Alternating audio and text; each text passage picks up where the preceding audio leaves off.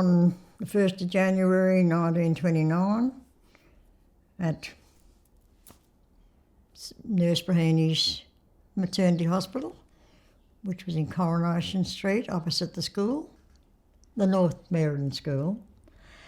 And my name is Dorothy Jean, was Richardson.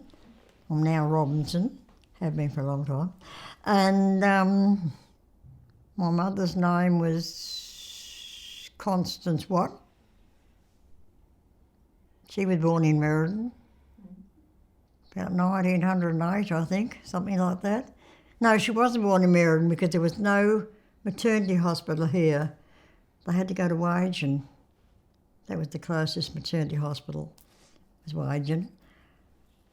And they lived in, at that stage, my grandmother was living in a tent or a little shack because my grandfather was working on putting the railway line through to Kalgoorlie. And so they just moved so they didn't have a house until the line was finished, and they bought this little place in Pommy Flat, as it used to be called then, on Lungarran Road. And I don't know what year my mum and dad got married, but Dad was Dad's father was a baker, and so Dad knew the trade, and Mum was already married, and Dad used to work around, and they used to, at the end of Bate Street, where is it Telstra there now? There was a boarding house there, and my dad used to stay there when he was 14, 15 or 16 or something. Adamson's used to have it. Mm-hmm. And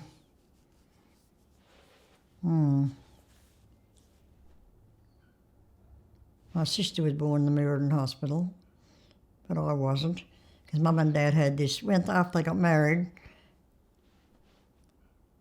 they lived, I'm not too sure, I think they lived behind the shop. They had this shop in Barrack Street, and I don't know what it was called or anything, I just knew they served lollies and ice creams. And then on New Year's Eve, Mum was working in the shop, and suddenly I decided I was going to be born, and they didn't have time to take me up to the Merredin Hospital, so they took me around the corner too, and I was born there, there, yeah. And the depression came, and Mum and Dad lost the shop, so they went to live with my grandmother down in Pommy Flat. And then my grandmother and the family all moved down to Fremantle, and so we stayed in that house until, I'm not too sure how long. I know my sister started school from there, and of course once she started school I was 5 by then, and I decided I wanted to go to school too. And so we used to walk across the railway line and right up the paddocks to the school, and I used to follow her. And a friend that lived just down the road, she used to take me home every day. And in the end, the headmaster said to my mother, "Leave her here. We're sick and tired of taking her home every day." So I went to school when I was 5. And then we stayed in that house until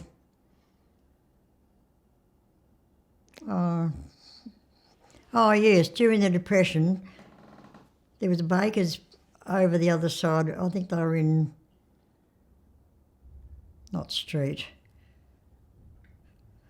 over in North Merredin anyway, and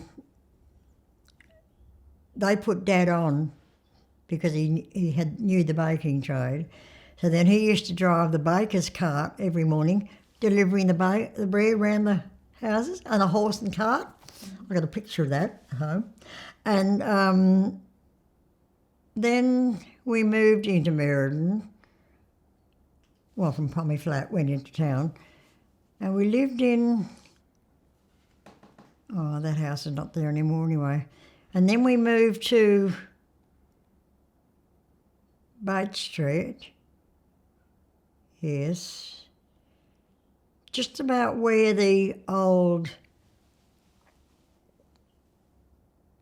where the tavern is, I suppose. There's a row of houses there. And we lived there for a while. And then this house that house was open entry and was closer to town, as Dad used to say, for Mum with the kids, all the babies, 3 babies at that stage. And we lived there then for 7 years. I left school when I was 14 because we had to. It was a case of, if you were clever enough, the headmaster would say, yes, well, you can go to the high school, which was in Northam, of course. There was no high school. Kellerberrin Convent, a lot of them went there. A lot of them went to Northam High School, but I wasn't brainy enough. I didn't want to go anywhere. I wanted to leave school and get a job. And so I did. And I think I was about 15. We were sitting in my friend and I, not mentioning her name, we used to go down on Sundays. We used to dress ourselves up like you do when you were, well, not like the kids now, but we were different when we were 14 and 15. And we used to go down and there was a deli in the Boat Street, and we used to go and then we'd get 6pence worth of polony sliced up and a penny's worth of those little counter biscuits, little biscuits you used to get. And then we'd go and sit on one of those seats outside the railway station and watch all the Air Force and the Army boys, because the war was them going on there by then. And we used to go and sit there and just watch all the boys go past. Actually, where I'm living, that was all Air Force. There was a huge Air Force camp here. And the Army, big Army camp out at Nunagarran. And but the Air Force boys, they used to go wandering around the streets and just having a look around. A lot of them used to hang for the pub. But of course, on those days, the hotel didn't open on Sundays. So they just used to wander around looking at what they could do in the town, getting to know Merredin. Merredin was, the shopping area in Merredin then was, lovely. Everything you wanted, not like now. What work did I do? Well, I left school and I went to work at the theatre tea rooms next to the theatre. It was all part of the building. Was a little shop, and it was run by a Miss Mitchell. And I went to work with her during the day, but the best time for them was for picture night, which was about 4 times a week, and I used to go and serve behind the counter, just doing. And then I got sick of that, so I went to, I went to the hairdressers. I went and worked at the hairdressers for a while because the girl that was working there went away for a holiday. And they said, would I like to go and fill in? So I would have loved to have stayed. But that hairdresser that I was working for, she left Merredin and sold the business. So the other lady that bought the business already had her apprentice. So then I went to the shoe shop.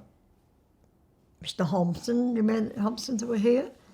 I used to work for him for a while because the girl that was working in there went to a dance one night and was dancing with a soldier with his big heavy boots on, and he kicked her in the ankle, accidentally broke her ankle. So I wasn't working at the time, and so she came in and she said to me, would you like to go and work at the shoe shop? Oh, yes, because I used to be shoe mad. Anyway, so I worked there until she came back. Would have been about 5 months, I suppose. And then, then I went to the newsagents. Yeah, I worked at the newsagents for a couple of years. That's right, but the newsagents was not Davy, not that one. That news agency used to belong to people called Davies, and Dot Anderson went there to work after she left school, and she was there for years. And then there was another news agency down the other side of the post office. So I worked there and Dot worked there, and we both lived in the same street. Although I lived in Coronation Street, she lived in Bates Street, and we used to walk to work. She'd go that way and I'd go that way. Draper's Newsagent, because, you know, what's his name had the draper's shop round the corner. Well, that was his father. He had it. And I worked there until he wasn't paying us enough money. I was 15, I think, and I was getting 10 shillings a week. And the girl that had been there for a couple of years, she was only getting £1 a week. And my dad had joined the Air Force, and he came home on leave, and he said to me, "Oh, how much? What are you earning?" I said, "Oh, 10 shillings a week." And he said, "You're what?" And he said, "What does Betty get?" I said, £1. So he said to me, "You go to work on Monday morning and you tell old Dyer Drakeford that you want more money, and what's more, you get onto a union about this." Oh, no union. So anyway, I went to work on the Monday morning. He came into the shop, because he had the economic stores round the corner as well at that stage. He came in and I said, "My dad said that you've got to pay us more money and we've got to have a timesheet. You know, you have to sign when you go to work and then sign when you knock off." Oh. Next thing we knew, we had a union fella came in. So I don't know whether Dad did it or whether somebody else put him in, or whether he just did himself because he might have been frightened that he'd been paying the school for 2 years at £1 a week. Anyway, the next thing I knew, we had a bit of a, you know, anyway, we eventually started to sign a book, and then he raised I was getting £1 a week, and my friend was getting £2 a week. You know, monstrous money. Well, it was quite good, and then I left there. Oh, no, we went away on holidays. Dad came home on leave, so we went down to Fremantle to my grandmother and stayed there for a while. When I came back, another girl had taken my job at the newsagent, just to fill in, but then I decided I didn't want to go back there anyway. So I went back to the theatre tea rooms, and a fellow over there, he was a pastry cook, and used to make sausage rolls and pasties and pies. And so I stayed there until the war finished and we left Merredin. By then I was just on 17. Oh, my mum was born in Merredin. She'd been there all her life, and all her mother was still alive, and her brothers and sisters were all down there in Fremantle. So she decided she wanted to go down and live closer to them. So Dad just decided, well, he'd get a job somewhere. And we went down there to Fremantle, North Fremantle, we lived there. Because I wanted to come back here because I was born here. And when my husband retired from the Kimberleys, we were up in the Kimberleys for 25 years, and when he retired, he said, "Where are we going? Not the city." I said, "Good, go back to Merredin." So we came back here. But we couldn't get a house here in 1985. Yeah, 85. You couldn't get a house here anywhere. So we bought this house out at Cunnanoppin, and we stayed there I stayed there for 30 years. Then I had to come back here. I got to the stage where driving in and out to do the shopping, I was getting a bit for the distance driving, and so I decided I'd put in for the unit, so that's where I am. I hated school. I couldn't get away from school quick enough. No, I did. I hated school. I just couldn't. I don't know. My dad was always at me. He used to grab, or even before the war, when I was only started school at 5, and I didn't know what 1 and 1 was, and I didn't know what 2 and 2 were, and he used to say to me every night. We didn't have electricity. We had those little kerosene lamps and things, and he'd get me every night at the kitchen table with a piece of paper, and he'd make me do all these little tiny sums, 2 and 2 and that sort of thing. I I didn't want to do things like that. I wanted to go outside and play. Oh, growing up, well, I should have taken the photos of the dancing class. When I was 10, I wanted to learn music, but just before the war. I wanted to learn music, but my elder sister also wanted to learn music, and we were not a very, what's the word, money, you know. And so my sister got to learn music and I couldn't. So I used to play basketball at school, or netball they call it now. Used to play that at school. I love that. And then when I was 10, this lady came to Merredin and started teaching tap dancing and that sort of thing. So I said to Mum and Dad, can I join that, because, you know, it's only 2 shillings a week. All right. So our little lass, I knew she wanted to go dancing too, wanted to learn. So she used to pick me up on a push bike, take me up here over near the hospital it was, and every Saturday afternoon we went dancing, tap dancing and things like that. I just love dancing. If I hadn't got married to a bloke that didn't dance, I would have still been dancing. No, I used to love ballroom dancing. We used to go to all the balls and the dances, and that was something through the war.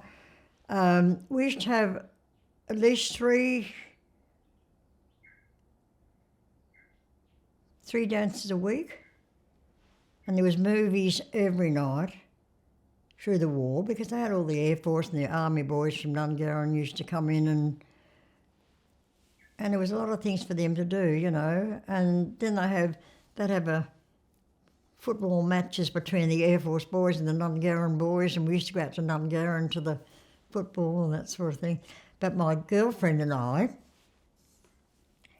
we used to love the football. And of course, but they used to have football every Sunday in those days, over at the recreation, of course. So we'd go to Sunday school or church, then we'd go to the football.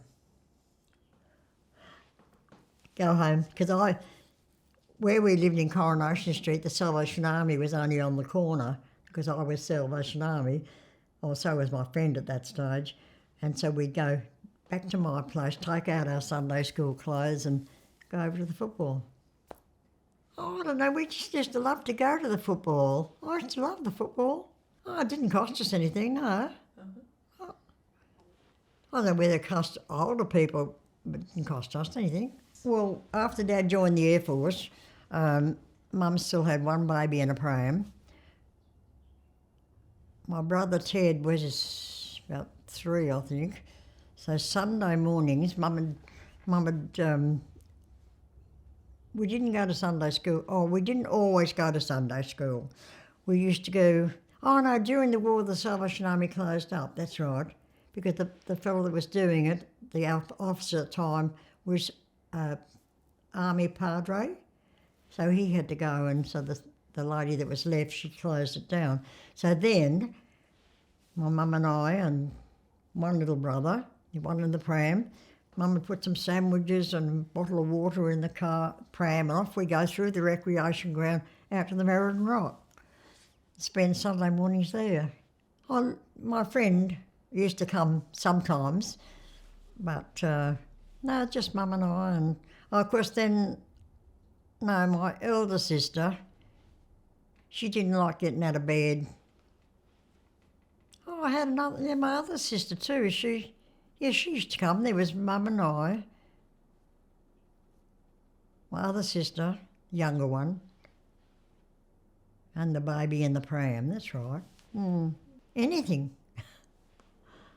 When the mushroom season, this is before the war, the mushroom season, my elder sister and I, where the Air Force was, where those big hangars are out there, before anything was there, was just all bush. So we used to get, during the mushroom season, we used to get a little billy and a knife, and her and I'd go out mushrooming on that land there, and every Sunday morning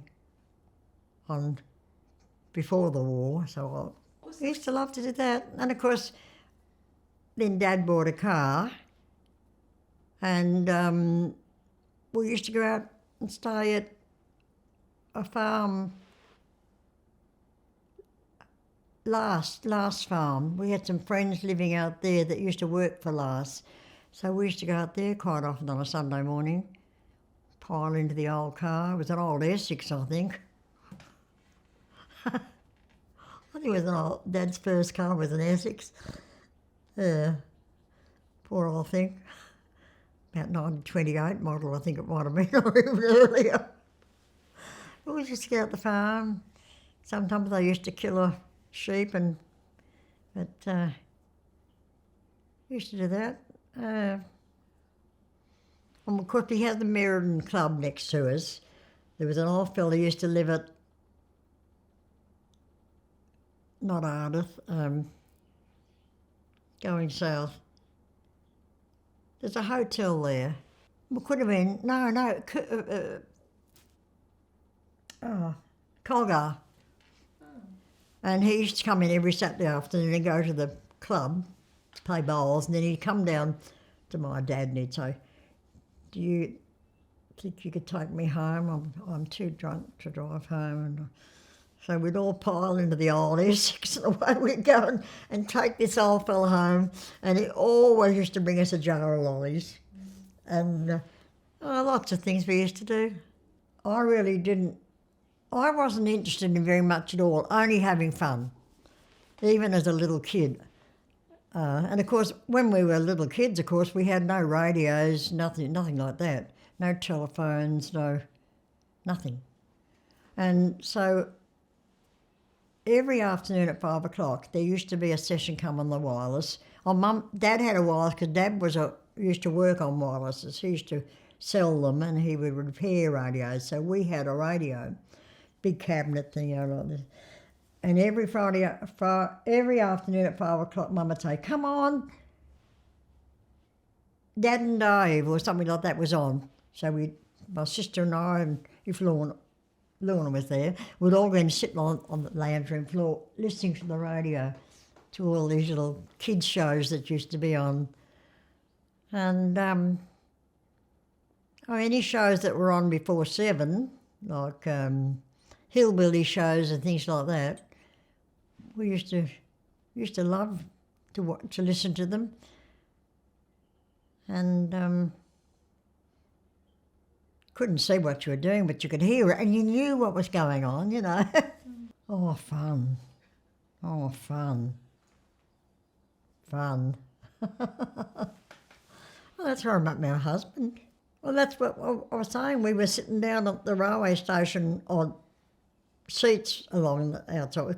It was all different then. The lawns were still there, but going into the railway station, because they had a big bridge used to go over the top. Not a bridge, a little footbridge. And we used to sit somewhere near there and we'd just watch all these servicemen going past. Didn't matter whether they were Army or Air Force, mostly Air Force. And this particular Sunday, we were watching 2 girls. One was related to my friend and another girl, and they were following these 2 young fellas down the road, 2 Air Force boys. And Lorna said, she said to me, "Let's go over and cut them out." I think we were both 15. So we did. We went over the road and we started talking to these other 2 girls, both Nellies their names were. So anyway, these 2 girls went off and my friend and I started talking to these 2 boys, and one of them said to my friend, one of them said to me, "We just came here. We arrived last night and we were just looking around the town to see what's going on." Anyway, then they come over and sat with us over on the seats and we told them a bit about Merredin. And then one of them said to me, "Would you like to come to the pictures we call them, not movies. Would you like to come to the pictures with me one night?" And I said, "Oh yes, I'll have to see my mother, see what she says." "Oh, all right, so I'll come and pick you up." So we walked back and I showed them where I lived and they went back to the camp. The other one said to my friend, "Oh, well, if you're will you come to the pictures with me? We'll go as a foursome. Okay. So when the night for the pictures turned up, Mum said yes, that was all right, but she said, if you're going out with someone, you bring them home first. You're not going with anybody until I meet them. You know, so the night of the movies, I think it was a Tuesday night, this one fella turned up and my friend didn't turn up, and he said to me, where's, and I thought, I don't know, she's not coming apparently. So he said, well, you come with me, and that was the beginning of it. We just went out together until he got sent away to Darwin, then he went to Borneo, and he was away for 3 years, and we still kept in contact all that time when he came back, because in the meantime, the war finished. My dad came back, and then Mum decided she wanted to go to North Fremantle to live, so we moved. And of course, then I got word to say that my boyfriend was coming back, would I meet him in the Merredin railway station? Well, of course I wasn't here. So I sent a telegram to the railway station here, what they call the RTO, and to tell Jim that I had moved to Fremantle. I'd meet him at the Subiaco railway station because that was the end of the line for it. And so, of course, that day I started work. And so my sister, my mum and dad said, oh, never mind, we'll go to the Subiaco, we'll meet him. So after work, I said to these girls I was working, my first day at the job, I was in a factory, and I said to them, oh gee, it was in North Fremantle, and they all followed me out because they knew I was going to have my boyfriend, and I didn't think he was going to come down. And there he was standing on the other side of the street, and I didn't know what to do. I hadn't seen him for 3 years. And anyway, I walked across the road and the girl said, oh, we want to see this. And I just said hello, and he said hello to me, and off we went. That just went on from then. We got married, I was 17, 18 by then. 17, 18. And we got married Wesley Church in Fremantle in 1988. Yeah. 1988, 1987. I was nearly 20 when we got married. 1947, yeah. It's too far away, I've forgotten all the dates. So we left here in 1946, 1946, we left here in Merredin, 1946. Yeah. So Dot. Well, I think I can remember that house. I could just about walk into that house now, if it was still there. All this was all, that was the fence, of course. Here was the veranda, and there was all lattice work there. It was all latticed in, the veranda. And then you walked in there at the front door, and on this side was a bedroom, well, had been a ward. I believe it was the birthing ward. On this side was the big waiting room, as it should have been, probably, I suppose, or it was a lounge room when we were there. And then you went through a sort of another doorway, and there was this huge kitchen. Oh, it was a big kitchen. Of course, the old wood stove, you know. And then on the other side of that was a fairly big bedroom which had 4 beds in it.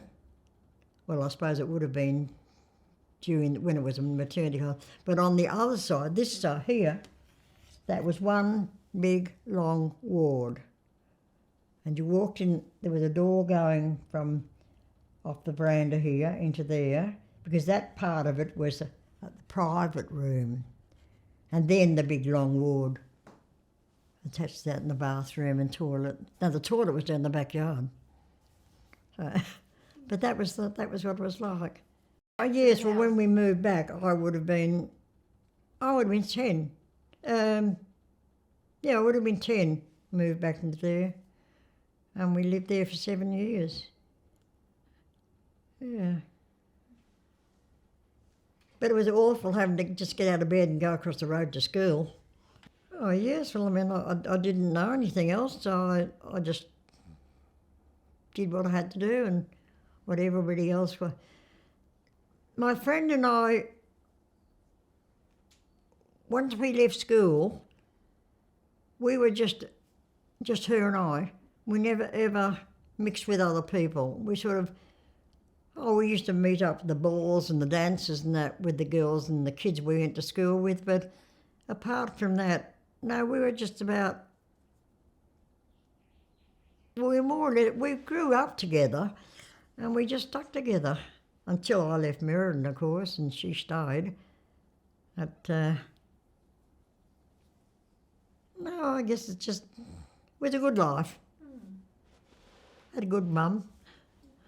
And I had when we left here, I had 2 brothers and 2 sisters. Oh, my elder sister, she was in the Air Force. She joined the Air Force. She never came back to Merredin.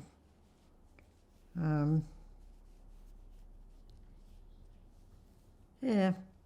Then the rest of the growing up was then down in Fremantle. Till I got married, and then of course went down south to live for a while, and went up to the Kimberleys, and we were there for 25 years. And so I never lived anywhere else, and I just thought Merredin was my home. You know, that was the way I looked at it. You go down to Fremantle for holidays. Oh, that was before the war, when Dad bought the little old car. We used to go to Fremantle, and we used to go down to the beach and that sort of thing, and people would say, kids would say, "Where do you live?" And I'd say, "Merredin. Merredin. Where else would you want to live?" No, it was a good town. You know, it's... And of course, in those days, the shops all closed on Wednesday afternoon, and it was late night shopping on Saturday. And so all the farmers that used to come into town on a Saturday do their shopping, and then a lot of them used to go to the balls or dances or the movies, and then go back to Burracoppin and, wherever they came out to do their shopping. But no, I guess it was... I think the best part, as far as I was concerned, when I got a job and I had a bit of money, even if it was only 10 shillings. Amazing how far 10 shillings went. Well, I used to put 2 shillings in the bank. Put away some... My first thought was, Mum always made our clothes, and in the winter it was all wincy or flannelette, petticoats and everything, and all I wanted was a nice flimsy petticoat. I'll never forget this. My first pay, I went down to Drakeford's, it was economics store, and I saw this beautiful green Ceylonese, they used to call it, petticoat. So I paid it off. When I took it home, I said, "Mum, look what I bought. This beautiful petticoat." "Oh, isn't that? That's nice." I said, "From now on, Mum, you don't have to make me any more clothes. I'm going to buy my clothes. I'm getting 10 shillings a week." And that's what I used to do. And of course, I used to give Mum 2 shillings for my board, 2 shillings in the bank, 2 shillings off my whatever I was putting away, and the other 2 shillings I used to spend on myself. New Carney, yeah, we used to go to New Carney. That's where the hall is, isn't it? Yeah, we used to go there. We used to have a picnic there, then get back on the train and come home. And then one year we went to Bedallin. And I've got a photo of my sister and I'm little. I was 3 and she was 5. We had these little bonnets and all things, sitting there. And the old train behind us, the old train and sitting behind us. And I found that photo quite some time before my sister died, and I went and had it enlarged a little bit, because it's only a little snapshot, like they used to in those old cameras. And so I took it in down to where they used to make the, when it's not closed now, of course, photocopiers, what do you call it? And I had it enlarged and I sent it one down to my sister. And she said, I've never seen that. And I said, well, Mum and Dad had it and they're treasures for a long time. And then another photo, what was that one I had? Oh, my dancing, I should have bought that, the dancing class. We went had a concert and we had little black velvet, black satin pleated skirts. The lady that did the dancing, her mother did all, she was with her, and she made it. And we had white satin sailor collars, tops, and black top hats, and black, what we used to call Charleston sandals. And we used to do this dancing at the concerts. And I've got that photo, and I often look at it and think, oh God, that's old. It's a bit the worse for wear, but I thought about this in bed the other night, and I thought, I must get that photo. I'll get the photo of Lorna and I, that's my sister Lorna, sitting on the platform at Bedellen, I think it was Bedellen, in front of this old train.